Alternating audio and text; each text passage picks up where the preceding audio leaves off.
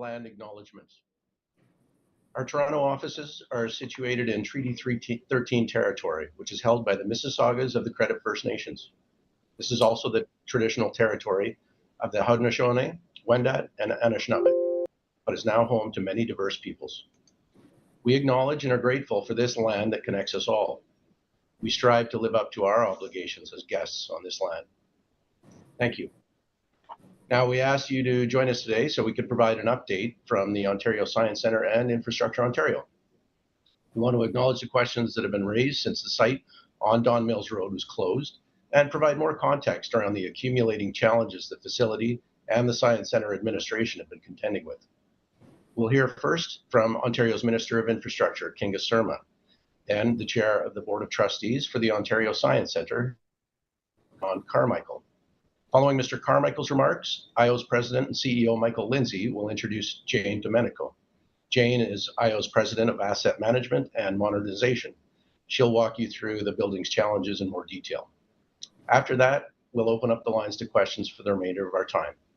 With that, I'll ask Minister Surma to offer her remarks now. Minister. Thank you, Alan, for the land acknowledgement and for the kind introduction. And thank you all for joining us this morning as we provide an update on the closure of the Ontario Science Centre. I recognize the closure has been very difficult for many. It was not an easy recommendation for the Ministry of Infrastructure and Infrastructure Ontario to make. It was an even more difficult decision for the Ontario Science Centre's Board of Trustees to agree to close the building, but it was the right decision and one that I support. The health and safety of the Science Centre's visitors and staff must remain top priority. Today, we will provide you with a peer review report, as promised, that validates the RIMKIS engineering report that was presented a couple of weeks ago that led to the decision to close the Science Centre. While there has been a focus on the roof and deteriorating panels, you will hear today that the Science Centre faces many significant challenges that would require nearly $500 million to repair. Change is not always easy, but the future for the Ontario Science Centre is bright. The Science Centre is going to be located in the heart of Toronto at Ontario Place with a continued and significant investment by the province of Ontario.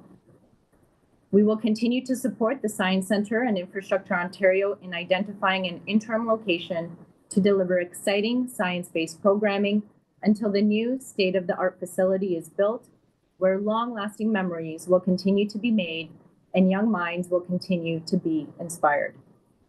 With that, I would like to hand it over to John Carmichael, the Board Chair of Ontario Science Centre. Good morning, and thank you, Minister. I want to start by saying thank you to everyone who has reached out to the Science Centre to share their reaction about our building's closure. It has been an emotional time for our staff and our board as well. For almost 55 years, our building at 770 Don Mills Road has been a magical place of discovery for millions of young minds. The love for science was sparked for so many of us and our children within these walls. I can promise you that our mission remains the same: to spark curiosity and ignite a lifelong passion for science, technology, and innovation for generations to come. As it stands, we can no longer do that safely or effectively in this building. The health and safety of our staff and our visitors, who are families, children, teachers, and students, has always been our #1 priority. The building's infrastructure is deteriorating, and it has been for years. The capital repairs required in this building go well beyond the immediate structural issues with the roof. These include the pedestrian bridge, the heating and cooling systems, the roof issues, and many more. These and other critical repairs would take years and require roughly $500 million to address. The pedestrian bridge was closed more than 2 years ago over safety concerns. Our team has been incredibly resilient, coming up with innovative solutions, but we know that it has had a negative impact on operations and our visitor experience. I love bringing my children, and more recently my grandchildren, to the Science Center. This past year alone, I came twice with 2 different classes of grandchildren, and I've got to tell you, it was an incredible experience to watch them as they enjoyed the marvel of the Ontario Science Center. But given the information we've received from engineers, we couldn't risk that for anyone's families any further. At the end of the day, we recognized as a board, there was no other choice. It was a very difficult decision and weighs heavily on all of us. But we are so grateful for the outpouring of love and support from everyone within our community. The heartfelt messages, personal memories, and offers of support and partnership have meant so much and will help fuel our excitement for the future. We are now focused on our next chapter and continuing to create that spark for future generations in new and exciting ways. The investment the provincial government is making in the future of the Science Center is unprecedented, and we intend to create an incredible new experience for the people of Ontario. There is much work to be done before then, though. We are already moving some of our programming to other locations. Our camp started earlier this week in a local school, and we expect to welcome hundreds of children in July and August. We will also be running our Youth Innovation Program for teens who live in the Flemington Park and Thorncliffe Park areas later this month. Our teams are working on partnerships and plans to deliver pop-ups, virtual offerings, and other innovative science experiences in communities, bringing the Science Center experience directly to the people. Together with our partners at Infrastructure Ontario, we look forward to announcing the site of an interim location as soon as possible. And of course, we will share updates on the work to design and build our new home at Ontario Place. I'd like to now turn it over to Michael Lindsay from Infrastructure Ontario. Michael. Thank you very much, John. And if I could begin by offering a heartfelt thanks to you, Ward, to Paul and his team, and indeed generations of staff at the Ontario Science Centre that we've been privileged to work with in Infrastructure Ontario to maintain and to manage and to care for this facility that has inspired us all. Our deep, deep thanks. We appreciate your partnership. Good morning, everybody. As Alan said, my role here today, I think, is to introduce Jane. Jane is the head of the asset management team at Infrastructure Ontario. She's going to expand on the work that we've done with the Ontario Science Centre and several outside experts to identify, mitigate, and address the challenges at the 770 Don Mills Road facility and the health and safety issues the Science Centre is facing today. Jane and her exceptional team are responsible for the management of the provincial government's general portfolio of buildings and land. And Jane herself has more than 25 years worth of experience in real estate, asset investment, property, and portfolio management in both the private and the public sector. She's overseen a global real estate management company's national retail management practice. She's been a senior member of several other realty and real estate investment companies. I would read all of her experience and technical credibility into the record if I could, but we'd be here for more than an hour.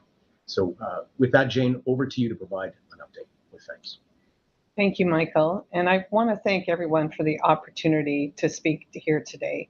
If we could proceed to slide number 3, I would like to start with our peer review. So first of all, peer review is a good engineering practice. And the importance of it cannot be understated. It has specific guidelines outlined, and this peer review by Van Boxmeer and Stranges Limited was undertaken by the principals of this organization. So very senior people who have significant rack experience. And to conclude, what they said was that they supported the methodology of the rack panels.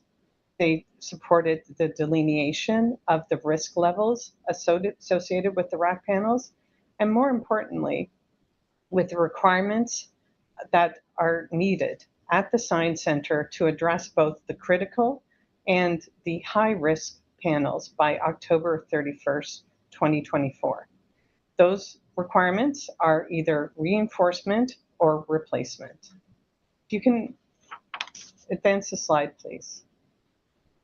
The next slide has to do with rack details. And we've been using this word rack, and I want to just take a moment to sort of break down what that means. So R stands for reinforcement. So that's pretty simple. It's, steel rods embedded in this concrete. The next word is autoclave. Autoclave means that it has been baked. A chemical process has been undertaken that strengthens and creates these bubbles that you see, which is the A, which stands for aeration. So that aeration is part of the issue that we have with this panels. On one side, it provides insulation and other great aspects to the panels. It's lighter weight than regular concrete. But unfortunately, when water is able to get aerated pockets, it has an ability to spread much quicker and cause failure of these panels much quicker than regular concrete. Even though the word C is concrete, this is not your typical concrete that the average person comes in contact with. This is a much lighter and softer material. If you had in your hands, you could actually break off pieces of it. So very, very different from what most people think of concrete panels. The panels can be very large. And at the Science Center, we have the whole spectrum of the size. So it's 18 inches wide by either 5, 10, or 20 feet long. And unlike other roofing systems, these systems are laid on the roof deck by tension and gravity. There are no clasps or any connections anchoring or securing them. The individual panels in the roof all have different percentages and types of critical risk. But you can't just look at the panels based on what one single panel risk level is. You have to look at it and see what is around it. What's the age of the roof assembly? Are there medium risks next to high risks? Are there significant number of medium risks surrounding just one high risk or one critical risk? So when you look at all those things, it really impacts the decision in terms of repair or replacement. The other thing is rack is a 30-year lifespan product. This building is 55 years old plus. And so we have exceeded the useful life here. The important thing to note is we do have to take action on both the critical and high risk panels this year. And this action must be undertaken before the snow falls.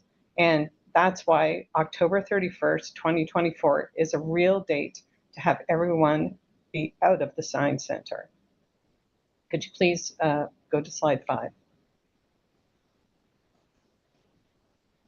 So one of the issues we've been facing, and if you look to your right, you will see an overview of the Science Center. And the red areas indicate where RIMCAS has not been able to investigate the rack panels. These are quite significant. There is 24,000 square feet in total that is missing. 28% of Building A rack and 30% of Building B rack have not been investigated. I will go further detail on that in future slides, but it's important to note that the Building A uninvestigated area would require extremely intrusive access through reinforced concrete to actually review and assess the condition of these panels. This is very significant work, and no one can be underneath this area when this is being undertaken. In Building B, we have even more complexity with regard to the Great Hall and the auditorium. There are significant protective measures that need to be undertaken because we will be disrupting asbestos and potentially other hazardous materials. This will be contained during the investigation, but this is not something that we take lightly, and we have very stringent health and safety protocols that must be maintained during this period of time. The other thing is that there are large openings are going to be required in the finished ceiling. And we need to build a platform that will be safe and secure for the people investigating and dealing with any critical panels. That takes time, and it needs to be engineered solution. Finally, in Building C, it may not appear to be a lot of uninvestigated areas, but in June, we had a roof leak in an area that was right next to an area that we have not investigated. Those always bring us to the conclusion that we must continue this investigation to ensure the safety and security of all occupants of this building. Next slide, please.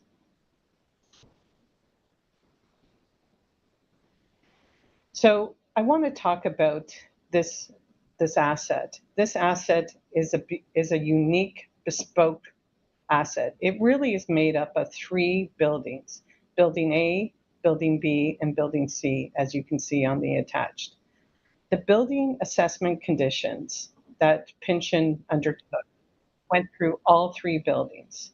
And it's important to capture that these general conditions that are discussed and brought forward are based on standard construction and industry practices.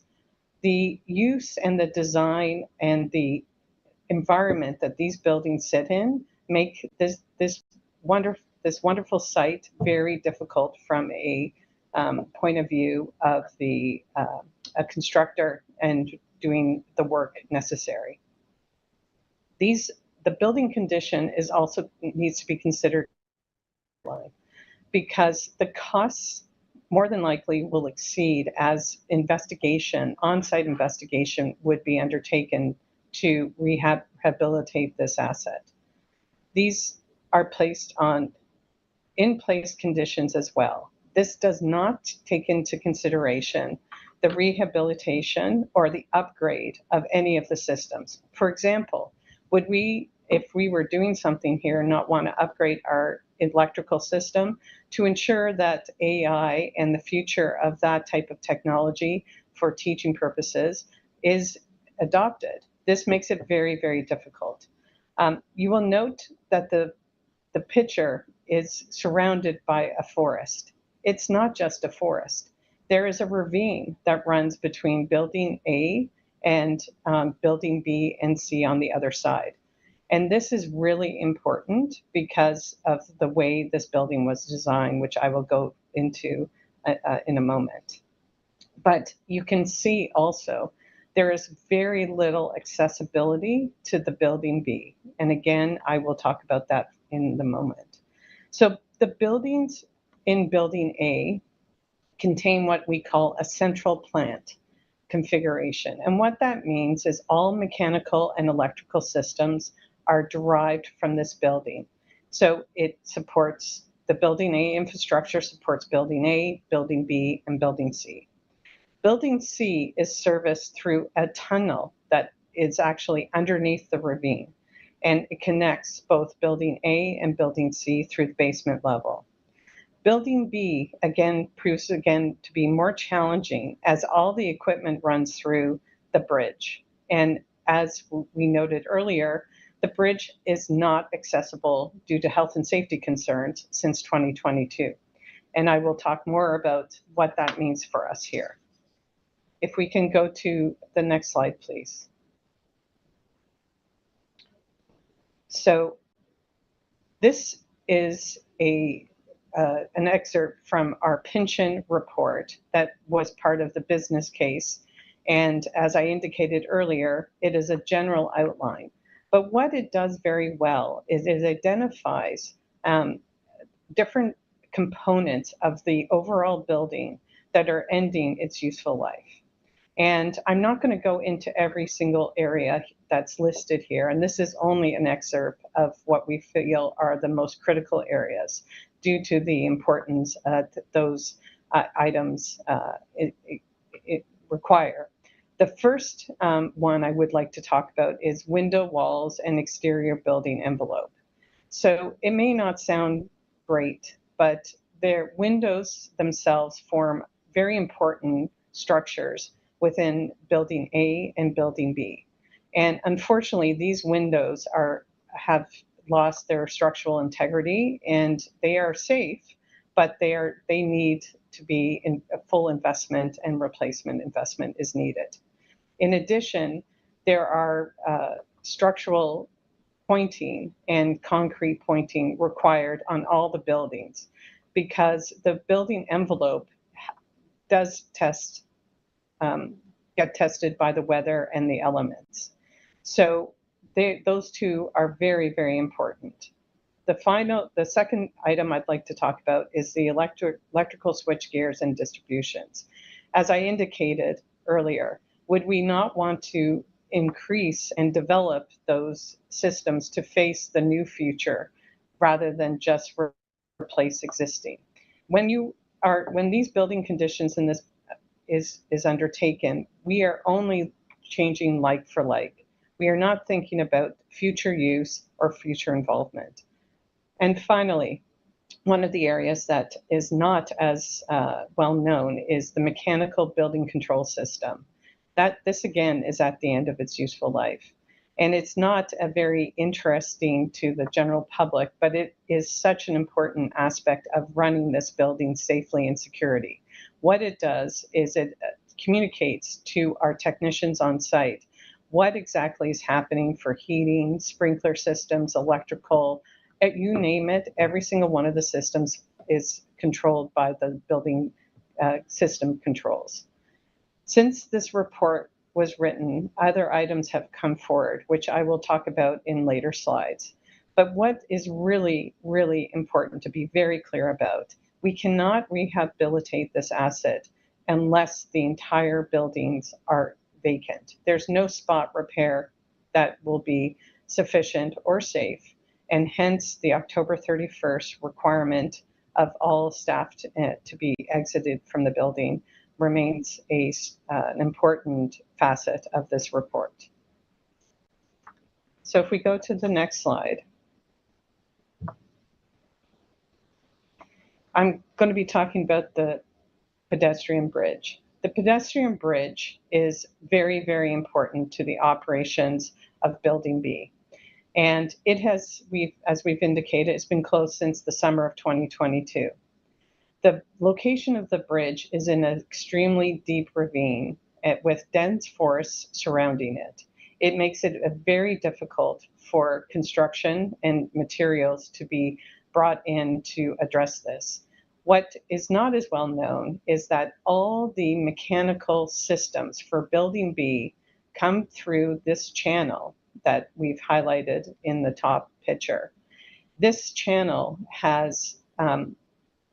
only has access through the bridge on the top.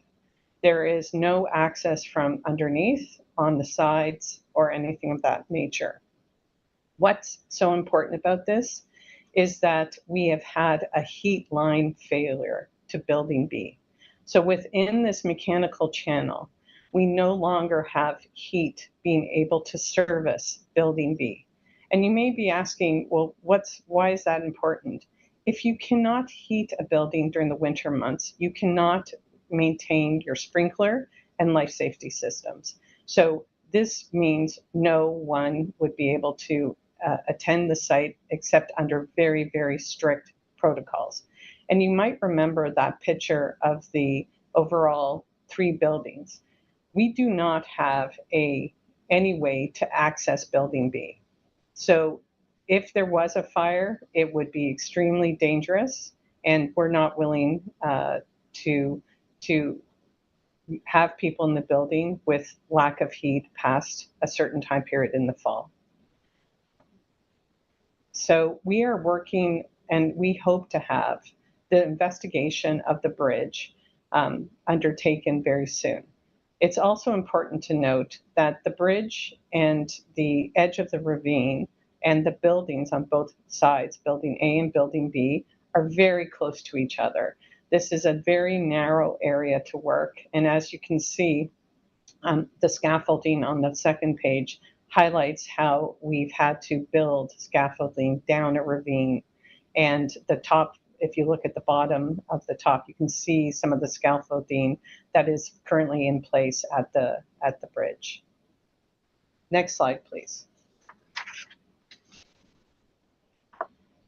So another architectural soffit design are these concrete architectural panels or soffits that overhang both Building A and B. So normally these also have a useful life. The problem we have is that the RIMCA's report for both buildings highlighted there's significant high risk panels and medium risk panels in these areas. And therefore, if we are looking to replace the rack panels, we have to replace all of them. This becomes very difficult with these concrete panels that form part of the overhang. They weigh significant amount. They impact the building integrity and the building envelope. So the Building A panel shows that this is above the ravine. An added complexity to this is that it is also over the bridge. So if something were to fall or land on the bridge, that would be of significant concern. Building B, on the other hand, has a lower area, but this is over a 2-story atrium and kids space. So it's actually 3 stories of glass wall. And that also has less structural integrity. So things have to happen to that wall before we can even address the panels. As you can see, the complexities of this asset are quite unique and are not as simple as just replacing a single panel associated with rack. If we go to the next slide, please. So I've spoken about the central plant system. This is pictures of within that system that we wanted to highlight. When this building was built, we included redundancy in the building. Today, we have no longer any redundancy for heating and cooling. And the boiler system performs both hot water and heating in this buildings. That's very important to note.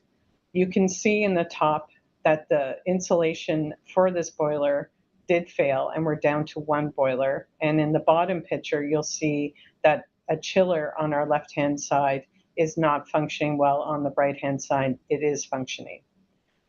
Something that we didn't include was the electrical systems. The electrical systems are housed in the basement area of this building. And it's not just the equipment that is past the useful life here. We have structural issues with the roofing. It's not rack, but it is concrete poured in place that must be fixed if we were to invest anything into the electrical system. So that is another additional item that just highlights the complexity of this asset. At this point in time, I cannot guarantee that the air conditioning and/or the heat for any of the buildings will be fully operational every day for after October 31st. So our next slide is just a simple highlight of a critical panel, and you can see that the panel has no more structural integrity, and you might be able to detect the rebarb that is placed in this area. We just wanted to show you some of the challenges in terms of accessing the roof panels that we were able to access, but required immediate reinforcement to make it so. but you can see this is a very small crawl space that is part of the rack roofing structure. In our next slide, we have a picture of Building B in the Great Hall. You will note that the windows that I've spoken about are there. So we're on the second level of the Great Hall near the auditorium. This asset, this building is only 36% of the rack roof has not been investigated. This is great concern for RIMCUS and is why we are continuing to investigate post closure of the Science Center. The unfortunate aspect for this roof is that it has skylights that surround it, which are beautiful from a visual point of view. But unfortunately, usually with skylights, you have water infiltration over time into the roof structure. In addition, the water is shed onto the grate roof. It's not shed off the grate roof.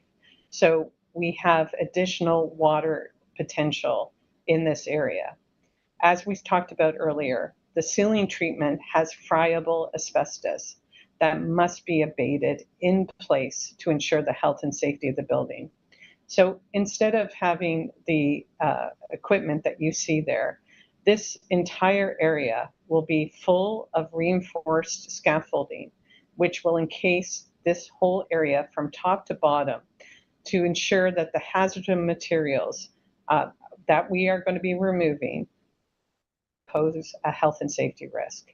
This entire area will have very strict protocols for the staff that do need to access it, that we will make sure are absolutely safe. But this just adds additional complexity to this investigation. So again, it's not as simple as looking at the roof. Another point that I would like to add about RAC is that the RIMCUS came and investigated each panel individually.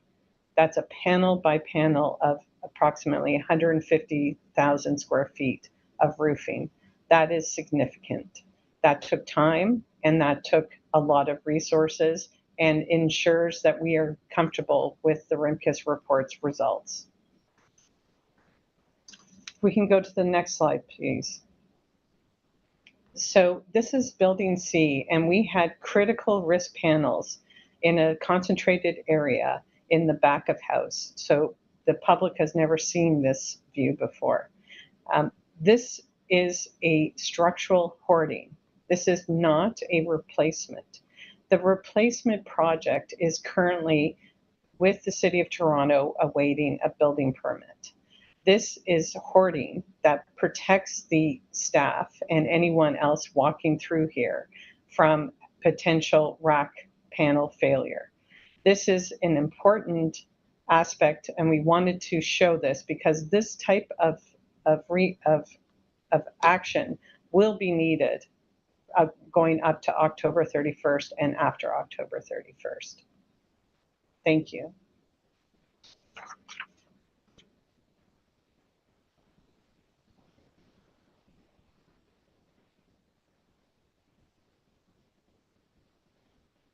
Thank you very much, Jane. Okay, we're going to go to the questions and answers now. So I would ask that anyone with a question, please raise your hand. You can find that button at the bottom of your browser, and I'll call on anyone with their hand in the order they're raised. And a reminder, one question, one follow-up question per person. And then we'll give everyone a chance to ask their questions that way. So thank you. And with that, I'm just checking my list here. I have Tina Yusani.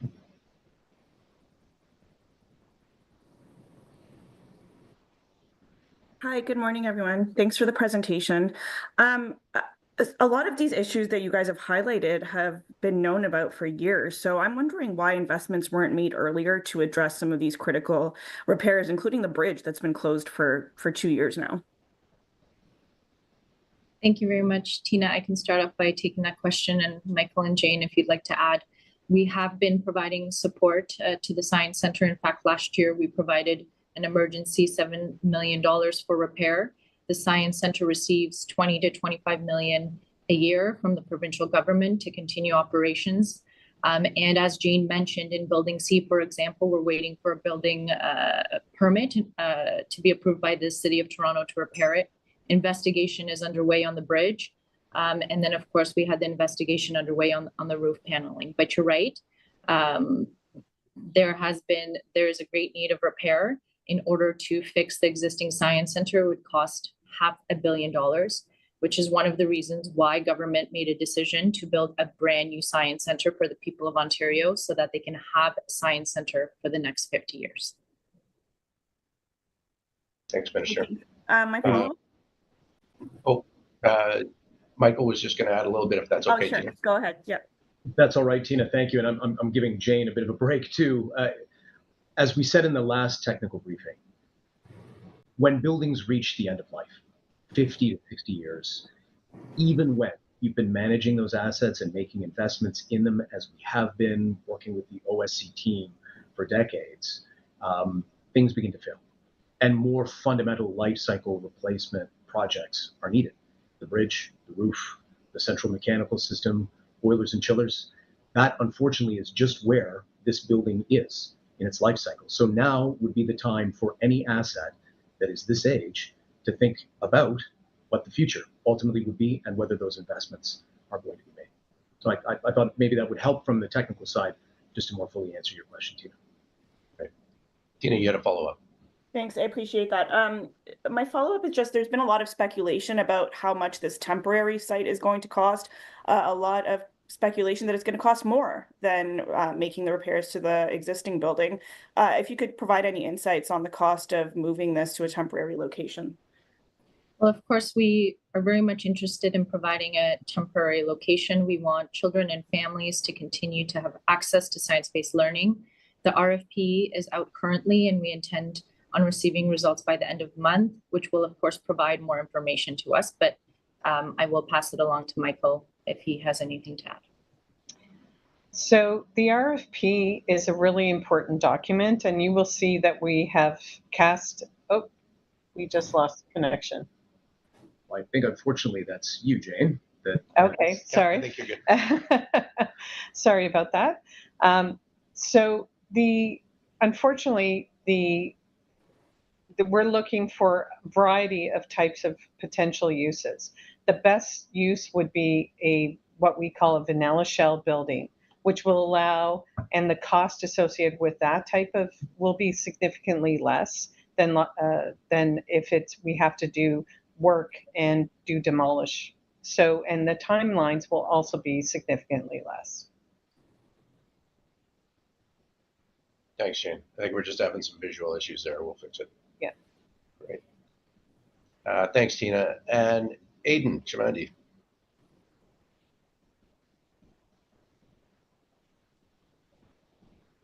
Just making sure you guys can hear me. Yeah. So Minister Surma, I'm wondering if you can tell us why the conversations with the City of Toronto about future science programming at the, I guess, legacy site haven't happened yet, and when they will happen. And thank you for the question, Aidan. We have had very preliminary discussions. Obviously, we did not anticipate to have this challenge with the roof occur. We had to manage that, of course. And again, I thank the Science Center Board for making that difficult decision. But coming out of that, of course, this will be on the top of the agenda for the next time that I see the mayor. And I know she's keen on having those discussions as well. And so we will continue to work with the city to discuss science-based programming on site and what is possible. And we asked this of the Premier yesterday, but didn't really get an answer. And just kind of given the potential severity of the issue, I'm hoping you guys can afford us that.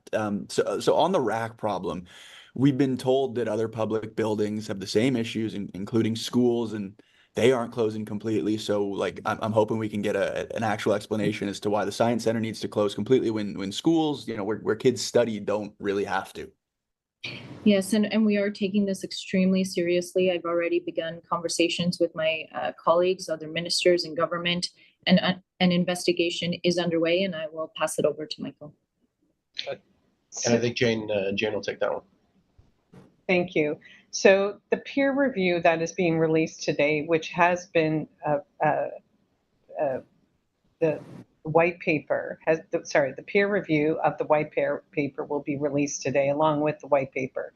This forms a very important knowledge base for our review across other ministries and other GREP portfolios. In addition, that the Science Center is very unique in its structure, its location, its construction methodology, and it has significant issues in terms of bringing construction materials specifically for Building B. So all those things are quite different from a school, which has access from 4 walls and is much easier to undertake than the Science Center itself. Thanks, Jane. Next, we have Brian Lilly. Hi, I'd just like to ask a bit more about asbestos. It was mentioned a few times. How widespread is the asbestos in the Science Center building? Does it pose problems for health and safety of workers that are there now? Is it falling, flaking, disseminating through the HVAC system? What's the status on asbestos? So I'm happy to handle that. We have a very robust asbestos report undertaken by Pynchon. Pynchon is known in Canada for being an environmental expert as well as a building condition expert. They have tested the building intensively, and we have very strict protocols of how to handle the asbestos-containing material. Unfortunately, a lot of the material that we have is not easily reached, given the ceiling heights and given the structure around it. So we believe it's a very safe building to be in. We also, just in the fall, undertook air quality readings and portions of the building just to double check asbestos and any issues associated with that. Thanks, Jane. Brian, did you have a follow-up? Yeah, the 2016 report from IO recommending moving the Science Center to Ontario Place. Why the delay between 2016 and I'm not sure when you finally announced it, Minister, was it 2022, a decision to move it there? That's a long time for government. I know there was a change in leadership of the government, but it's a long time for the government to hear this facility is not worth saving. It's in such bad shape, and making a decision. So why did it take so long to come up with saying, yes, we're going to move the Science Center and build a new one? Well, we continue to make investments so that the Science Center can be operational. As you know, it's enjoyed by many Ontarians, families, and students, and that was important to us. And then, of course, we wanted to do our due diligence, and we conducted the business case in 2023, which outlined a recommendation that moving it to Ontario Place was the better option, the more cost-effective option for Ontarians. And we announced that decision publicly in April. And we continue to make progress on Ontario Place redevelopment. Thanks, Minister. Thanks, Brian. Next, we have Liam Casey. Hi, can you hear me? Yeah. So this is a question about sort of the broader review of RAC outside of the Science Center. I'm wondering, I've been reaching out to a bunch of ministries. I understand that there are a number of buildings that have RAC, including, I think, some jails within Solgen, hundreds of schools. Can you tell me in as much detail as possible what your investigation has yielded so far on RAC buildings, either owned by Ontario or used by Ontarians that are under your purview? So I will handle that. Thank you. So we have undertaken a review of RAC sites. The way that we discovered the Science Center was that it specified the product, the brand name product for RAC. Where we are investigating is areas that say concrete, which can be poured in place concrete, but we were not able to determine if this is poured in place concrete or another type of concrete panel, including rack. So these are potential sites. That investigation is underway, and at this point, we have nothing to report in terms of discovery of rack. Okay, and so I take it no other building has been closed down due to rack? That is correct as far as I am aware. Thank you. Next, we have Allison Jones. Hi. So we've heard today about a lot of the problems with the building. Michael, you were talking about it as being end of life, and it's time to think about what the future of the asset might be. So I'm wondering if you have an answer to that question. What is the plan for the building as it stands now? Are you going to do some of these needed repairs or all of them? Are you going to demolish it, just abandon it after October 31st, break the lease with the city? What is the plan? I can take that, and then Michael can jump in. Of course, our priority is to decommission the building safely right now, work on an interim location for science center programming, and then of course focus our energies on a new science center. But these are discussions that we will have with the City of Toronto. I would like to remind everyone that the City of Toronto is the owner of the land and has final authority on what occurs on site. But again, we will have those conversations immediately. Okay, And so Minister, it sounds, sorry, go ahead, Michael, sorry. I'm sorry, Allison. Minister, if you maybe just come back to the technical subject matter for just a moment, just to link the last two questions together. I think it's worth noting once again, as we've been trying to showcase today, the building did not close exclusively because of the rack issue. It closed because of a multiplicity of issues that were deeply impacting the operations of the Ontario Science Centre. Heating, cooling, access to buildings, and now, yes, a very real health and safety concern associated with the roof. So even when we think about, as Jane said, the uniqueness of this property relative to other ones in the general real estate portfolio, I would ask everybody just to bear that in mind. It is about the collection of the failures of the Ontario that led ultimately to the recommendation. Okay, so I guess just to further clarify, what will the province's role with the building be after, hopefully it sounds like all the people and exhibits will be out by October 31st.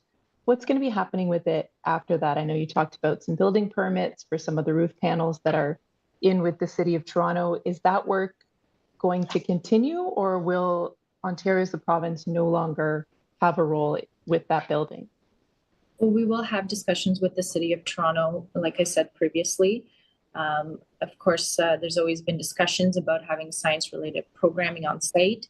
We'd like to hear from the City of Toronto on that front and work with them as best we can throughout this difficult transition.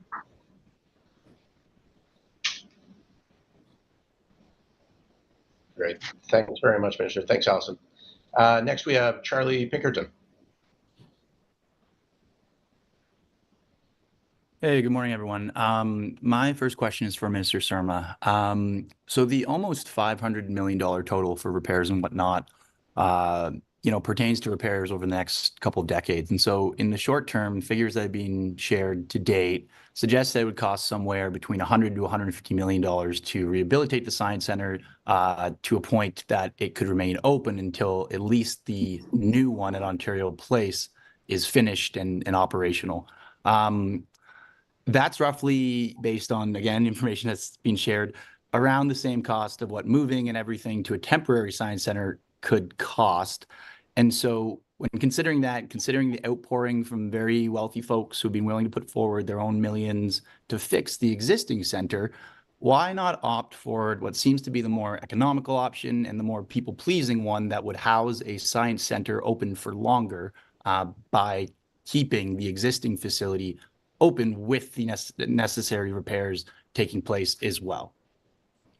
Well, I'll just reference the reports back from 2016 and 2023, both of which said and gave the same recommendation, that it would be in the best interest to open a brand new science center facility, one that we could guarantee would function for the next 50 years. Now, should we proceed and fund the existing old science center, even if we injected hundreds of millions of dollars, we cannot guarantee that it would be operational for another 50 years, and it would have to be closed for a significant period of time, 10 to 15 years, just to conduct the work alone. And that doesn't even include investments that would be necessary to upgrade the exhibits. One of the AG said that himself, that exhibits haven't even been updated in the last 10 years. So even to bring it up to a standard and code, we're talking about $500 million in the existing facility. Government made a decision through its belief of science center programming to build a brand new science center with more exhibition space, new modern exhibits, innovative technologies that children can learn from, so that it can be there for the next 50 years. And so that families can enjoy it for the next 50 years. Okay, thanks. My second question, I guess, is mainly for the chair, John Carmichael, but if the Infrastructure Ontario CEO wants to chime in, that would be great as well. So there are, well, what I'm looking at right now is the meeting minutes from the Science Center's board from December 13th, 2022, in which it notes that there was a brief infrastructure update that was provided, and it was noted that there's no funding coming to invest in the current building. After that, the meeting minutes show over the next year that planning in terms of the future changed. There was less planning on what was referred to as future now. So I'm just wondering if this has been a done deal for, really almost the last year and a half, or if I should interpret that a different way. Will I start? Yeah, I think go ahead, John. And thank you, Charlie, for the question. The discussions have been going on for a period of time, and I believe it was about a year ago when we had to address the issues of the bridge. We had to address the issues of some of the mechanical elements that were deteriorating or in decline. And so I wouldn't say that it's been a done deal. We had certainly hoped that this building would be sustainable to get us to a new building. But that said, as more issues have been popping up, such as the roof issue, which present a significant health and safety concern, the risk is just at such a level that we just can't proceed beyond the timing we're in right now. And for us, I want to stress, because there's been some discussion about now in October, that's a very compressed timeline as it is. And we have a very big job, complex job of decanting the existing or decommissioning the existing facility, moving all of the exhibits, the experiences to an alternative facility until we have our new home or interim home.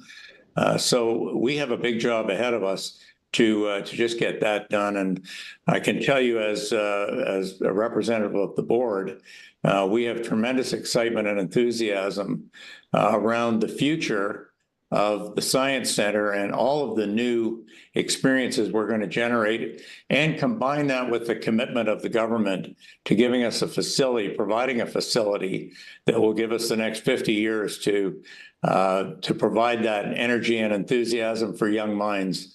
We're very, very excited about what our future holds for us. Thanks, John. I think Michael will have a few things to add. Well, I think just a very specific answer to Charlie's question. Charlie, those minutes do not indicate, and it should not be believed by anybody, that investment in the Science Center stopped at any point over the past couple of years. We've continued to make investment, as Minister Surma said, in the Science Center in order to keep it safe and open, even as evidenced by the work that Jane was showing earlier on the shoring up of critical rack panels. I think that the minutes refer more to this big choice, right, about whether this facility at 770 Don Mills was the future home of the Science Center versus somewhere else. Those discussions, as John said, as evidenced by the 2016 business case and several business cases since then, has been a long fuse one with the board of the Ontario Science Center. So I just wanted to contextualize that specific note in the minutes. We have continued to invest with our partners at OSC in the facility to keep it open and safe. Great. Thanks for that question, Charlie. And next to John McGrath.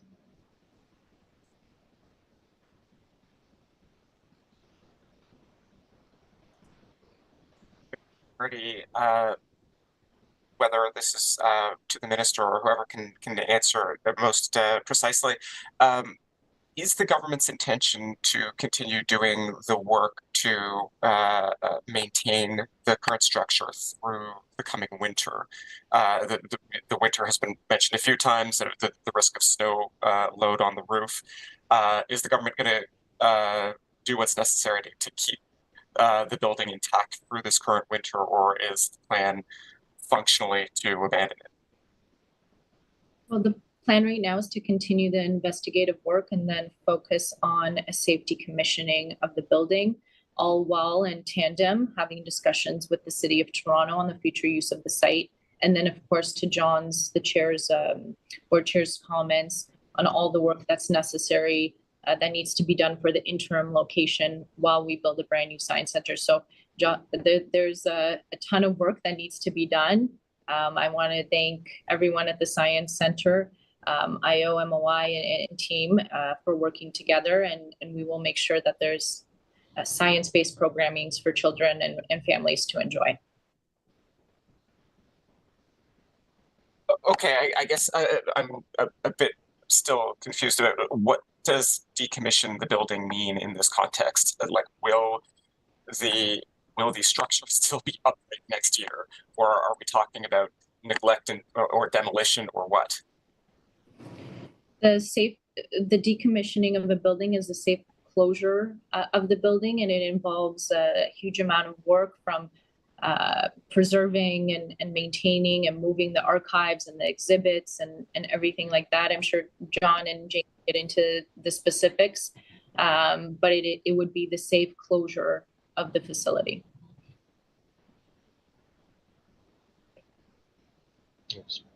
Sorry, can somebody else add any specifics about the future Jane, here?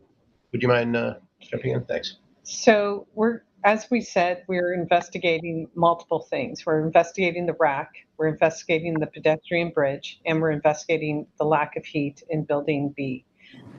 Those decisions and those investigations will drive our next decision making in terms of who and what will be able to be accomplished post October 31st. We do have to maintain the roof structure and address those high-risk panels that were identified in the Rimkus report. And those will happen, but whether or not the other aspects of the design and investigation results, that's still up in the air. Thanks, John. Over to John Woodward. Mute myself. There we go. Unmuted. So I had a question about the fabrication of the exhibits. I know the Science Center makes exhibits for other science centers all over the world.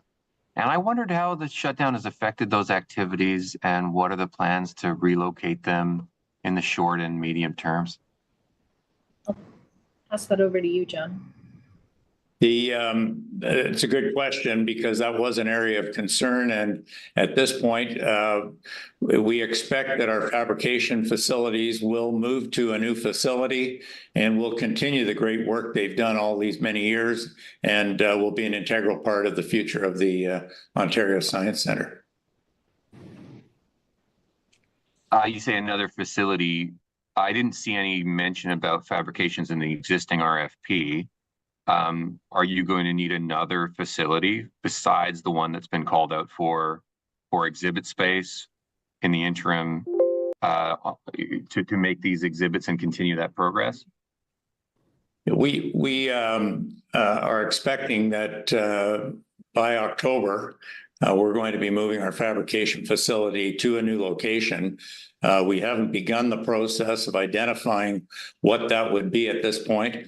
But the actual decision to maintain fabrication has been made, and now it's a process of how do we do it and where do we go.